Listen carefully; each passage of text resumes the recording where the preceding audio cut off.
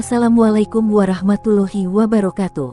Sahabat Islam, dalam kitab Tanbihul Ghafilin oleh Imam Abu al-Lasid as-Samarkandi, diceritakan tentang pertemuan Rasulullah Shallallahu Alaihi Wasallam dengan Raja Iblis. Dan terjadilah dialog di antara keduanya yang disaksikan oleh para sahabat.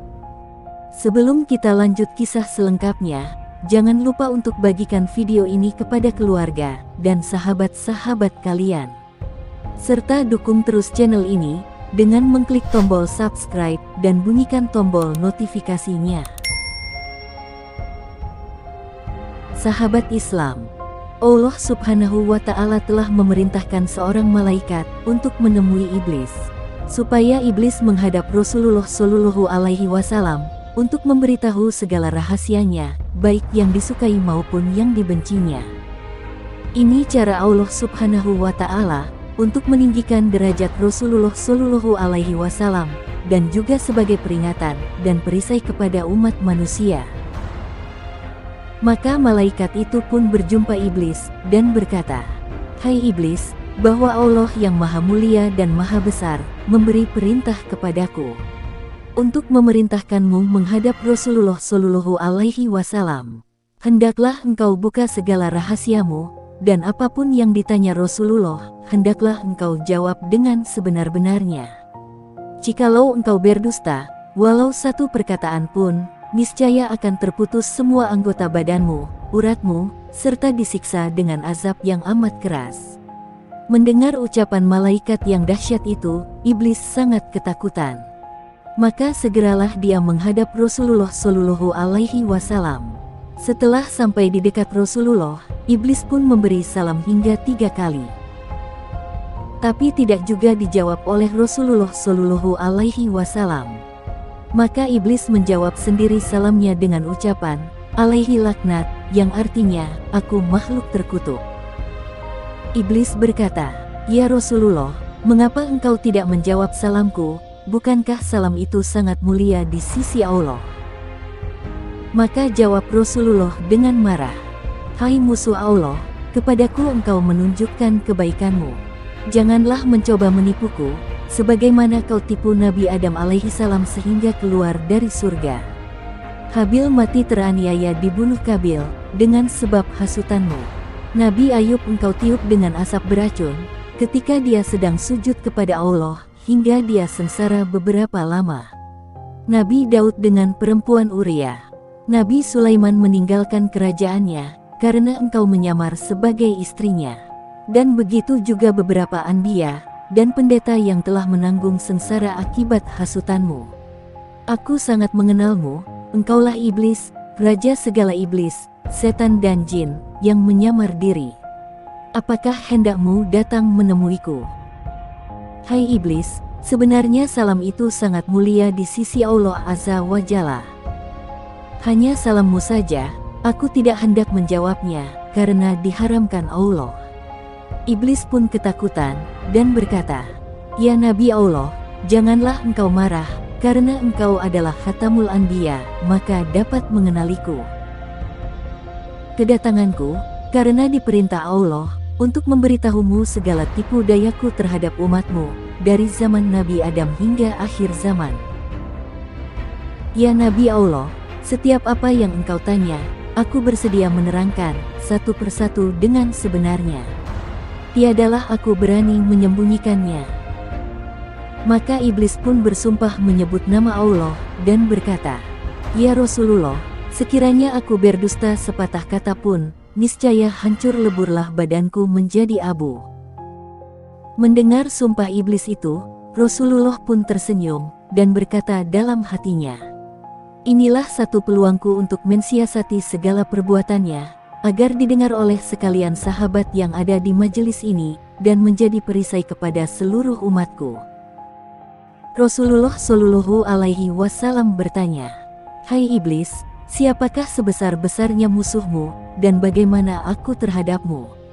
Jawab iblis, "Ya Nabi Allah, engkaulah musuhku yang paling besar di antara segala musuhku di muka bumi ini."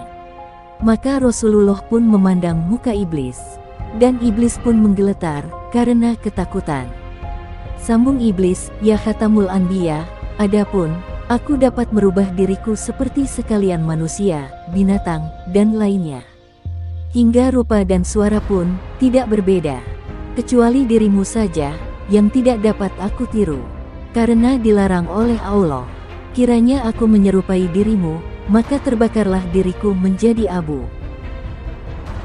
Rasulullah Shallallahu Alaihi Wasallam bertanya lagi, "Hai iblis, bagaimana perbuatanmu kepada makhluk Allah?" Iblis berkata, "Adalah satu kemajuan bagi perempuan yang merenggangkan kedua pahanya kepada lelaki yang bukan suaminya, membuka setengahnya hingga mengeluarkan benih yang salah sifatnya. Aku goda semua manusia supaya meninggalkan sholat, berbuat durhaka. Dan aku lalaikan mereka dengan harta benda, emas, perak, permata, rumahnya, tanahnya, ladangnya, supaya hasilnya dibelanjakan ke jalan yang haram. Demikian juga ketika pesta yang bercampur antara lelaki dan perempuan. Di sana aku lepaskan sebesar-besar godaan, supaya hilang peraturan dan meminum arak. Apabila terminum arak itu, maka hilanglah akal pikiran dan malunya. Lalu aku ulurkan tali cinta, dan terbukalah beberapa pintu maksiat yang besar. Aku bisikan perasaan hasad, dengki, hingga kepada pekerjaan zina. Apabila mereka teringat akan salah mereka, lalu hendak bertaubat dan berbuat amal ibadah, aku akan rayu mereka, supaya mereka tidak melakukannya. Bertambah keras aku goda, supaya mereka melakukan maksiat dan mengambil istri orang. Bila kena goda hatinya, datanglah rasa ria, takabur, megah, sombong, dan melengahkan amalnya. Bila pada lidahnya, mereka akan gemar berdusta, mencela, dan mengumpat. Demikianlah aku goda mereka setiap saat." Rasulullah bertanya lagi, "Hai iblis, mengapa engkau bersusah payah melakukan pekerjaan yang tidak mendatangkan faedah? Bahkan menambahkan laknat yang besar, serta siksa yang besar di neraka yang paling bawah. Hai yang dikutuk Allah, siapa yang menjadikanmu, siapa yang melanjutkan usiamu, siapa yang menerangkan matamu, siapa yang memberi pendengaranmu, siapa yang memberi kekuatan anggota badanmu?" Iblis menjawab, "Semuanya itu adalah anugerah daripada Allah yang maha besar juga. Tetapi, hawa nafsu dan takabur membuatku menjadi jahat sebesar-besarnya. Engkau lebih tahu bahwa diriku telah beribu-ribu tahun menjadi ketua seluruh malaikat, dan pangkatku telah dinaikkan dari satu langit ke satu langit yang tinggi. Kemudian aku tinggal di dunia ini, beribadah bersama sekalian malaikat beberapa waktu lamanya. Tiba-tiba datang firman Allah Subhanahu wa Ta'ala, hendak menjadikan seseorang khalifah di dunia ini. Maka aku pun membantah. Lalu Allah menciptakan Nabi Adam, dan diperintahkan seluruh malaikat memberi hormat kepada Adam, kecuali aku yang ingkar. Oleh karena itu, Allah murka kepadaku, dan wajahku yang tampan rupawan dan bercahaya itu bertukar menjadi keji dan kelam. Aku merasa sakit hati. Kemudian Allah menjadikan Adam raja di surga, dan dikaruniakan seorang permaisuri, yaitu istri, Hawa, yang memerintah seluruh bidadari. Aku bertambah dengki dan dendam kepada mereka.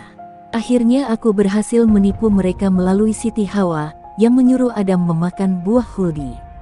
Lalu keduanya diusir dari surga ke dunia. Keduanya berpisah beberapa tahun, dan kemudian dipertemukan Allah di Padang Arafah, hingga mereka memiliki beberapa orang anak. Kemudian, aku hasut anak lelakinya, Kabil, supaya membunuh saudaranya, Habil. Itu pun aku masih tidak puas hati, dan berbagai tipu daya aku lakukan, hingga hari kiamat.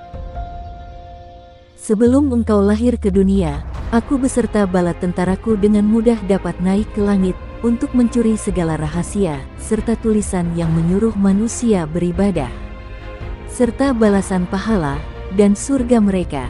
Kemudian, aku turun ke dunia. Aku memberitahu manusia yang lain, daripada yang sebenarnya aku dapatkan dengan berbagai tipu dayaku, hingga mereka tersesat. Tetapi ketika engkau lahir ke dunia ini, maka aku tidak dibenarkan oleh Allah untuk naik ke langit, serta mencuri rahasia lagi. Karena banyak malaikat yang menjaga di setiap lapisan pintu langit. Jika aku berkeras juga hendak naik, maka malaikat akan melontarkan anak panah dari api yang menyala. Sudah banyak bala tentaraku yang terkena lontaran malaikat itu, dan semuanya terbakar menjadi abu. Maka besarlah kesusahanku dan bala tentaraku untuk menjalankan tugas menghasut. Rasulullah Shallallahu Alaihi Wasallam bertanya lagi, "Hai iblis, ketika umatku sholat karena Allah, bagaimana keadaanmu?" Iblis berkata, "Inilah sebesar-besarnya kesusahanku, gemetarlah badanku, dan lemah tulang sendiku." Maka aku kerahkan berpuluh-puluh iblis datang menggoda seorang manusia pada setiap anggota badannya. Segala upaya kulakukan agar mereka malas sholat, was-was, terlupa bilangan rakaatnya, bimbang pada pekerjaan dunia yang ditinggalkannya, senantiasa hendak cepat selesai sholatnya. Aku juga membuat mereka agar hilang khusyuknya. Matanya senantiasa menjeling ke kiri kanan. Telinganya senantiasa mendengar orang bercakap, serta bunyi-bunyi yang lain. Sebagian iblis duduk di belakang badan orang yang sholat itu, supaya dia tidak kuasa sujud berlama-lama. Itu semua membawa kepada kekurangannya pahala sholat mereka. Jika para iblis itu tidak berhasil menggoda umatmu, maka aku sendiri akan menghukum mereka dengan seberat-berat hukuman. Rasulullah bertanya lagi, "Jika umatku membaca Al-Quran karena Allah, bagaimana perasaanmu?" Jawab iblis, "Jika mereka membaca Al-Quran karena Allah, maka terbakarlah tubuhku, dan putus segala uratku, lalu aku lari darinya. Jika umatku mengerjakan haji karena Allah, bagaimana perasaanmu?" Jawab iblis, "Binasalah diriku, gugurlah daging dan tulangku karena mereka telah mencukupkan rukun Islamnya." Hai Raja Iblis, jika umatku berpuasa karena Allah, bagaimana keadaanmu? Jawab iblis, "Ya Rasulullah, inilah bencana yang paling besar, bahayanya kepadaku, apabila masuk awal bulan Ramadan. Maka memancarlah cahaya arsy dan kursi. Bahkan seluruh malaikat menyambut dengan sukacita. Bagi orang yang berpuasa, Allah akan mengampunkan segala dosa yang lalu, dan digantikan dengan pahala yang amat besar. Serta tidak dicatatkan dosanya, selama ia berpuasa. Yang menghancurkan hatiku ialah segala isi langit dan bumi, yakni malaikat, bulan, bintang, burung, dan ikan-ikan. Semuanya siang malam mendoakan ampunan bagi orang yang berpuasa. Pada hari umatmu mulai berpuasa, dengan perintah Allah, datanglah sekalian malaikat dengan garangnya menangkapku, dan tentaraku, para jin kafir, setan, dan ifrit. Lalu, dipasunglah kaki dan tangan kami dengan besi panas, dan dirantai, serta dimasukkan ke bawah bumi yang paling amat dalam. Di sana pula, beberapa azab yang lain telah menunggu kami. Sehingga setelah habis bulan Ramadan, barulah kami dilepaskan. Umatmu telah merasakan ketenangan berpuasa, dan bersahur seorang diri di tengah malam tanpa rasa takut, dibandingkan bulan biasa. Hai iblis, bagaimana seluruh sahabatku menurutmu? Jawab iblis, seluruh sahabatmu juga adalah sebesar-besar musuhku. Tiada upayaku melawannya, dan tiada satupun tipu dayaku yang dapat masuk kepada mereka, karena engkau sendiri yang telah berkata, seluruh sahabatmu adalah seperti bintang di langit. Jika kamu mengikuti mereka, maka kamu akan mendapat petunjuk. Bagaimana tipu daya engkau kepada umatku? Jawab iblis, umatmu itu ada 3 macam. Yang pertama, seperti hujan dari langit yang menghidupkan segala tumbuhan, yaitu ulama yang memberi nasihat kepada manusia, supaya mengerjakan perintah Allah, serta meninggalkan larangannya. Seperti kata Jibril alaihi salam, ulama itu adalah pelita dunia, dan pelita akhirat. Yang kedua, umatmu seperti tanah, yaitu orang yang sabar, bersyukur, dan ridho dengan karunia Allah. Suka beramal saleh, bertawakal kepada Allah, dan selalu berbuat kebajikan. Yang ketiga, umatmu seperti Fir'aun, terlampau tamak dengan harta dunia, serta dihilangkan amal akhirat.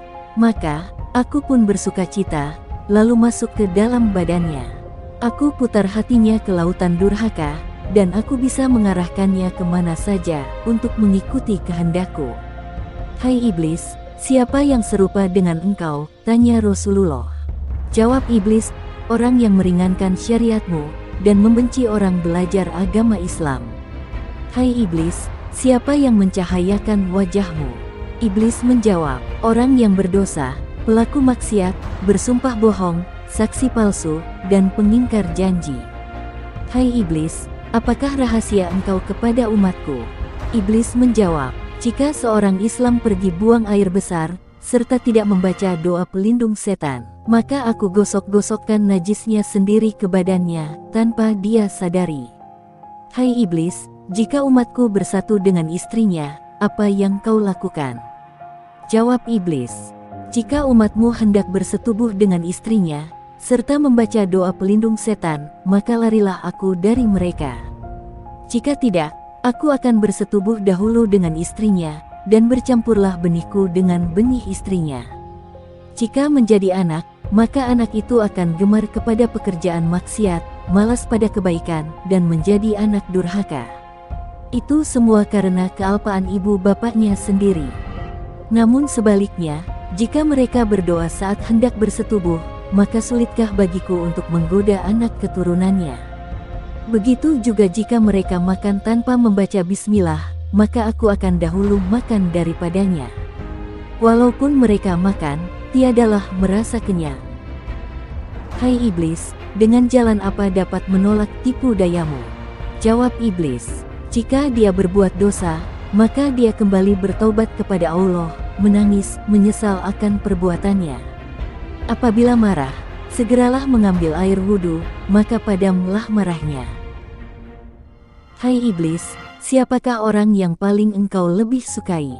Jawab iblis, lelaki dan perempuan yang tidak mencukur bulu ketiak, dan bulu kemaluannya selama 40 hari, disitulah aku mengecilkan diri, bersarang, bergantung, berbuai seperti dipijat pada bulu itu.